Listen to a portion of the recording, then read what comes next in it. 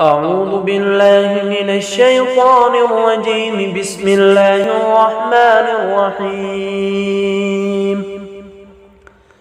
والفجر وليال عشر والشفع والوتر والليل إذا يسر هل في ذلك قسم لذي حجر ألم تر كيف فعل ربك بعاد إرم ذات العماد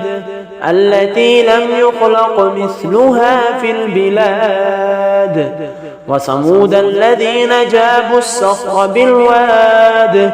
وفرعون ذي الأوتاد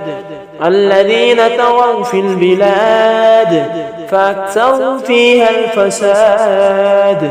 فصب عليهم ربك سوط عذاب إن ربك لبالمرصاد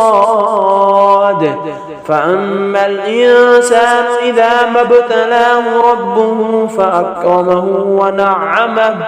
فيقول ربي أكرمن وأما إذا ما ابتلاه فقدر عليه رزقه فيقول ربي أهانن كلا بل لا تكرمون اليتيم ولا تحاضون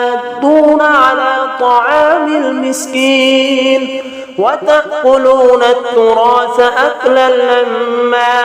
وتحبون المال حبا جما كلا إذا دكت الأرض دكا دكا وجاء ربك والملك صفا صفا وجيء يومئذ بجهنم يومئذ يتذكر الإنسان وأنى له الذكرى يقول يا ليتني قدمت لحياتي فيومئذ لا يعذب عذابه أحد ولا يوثق وثاقه أحد يا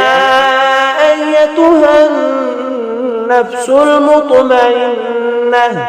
ارجعي إلى ربك راضية مرضية فادخلي في عبادي وادخلي جنة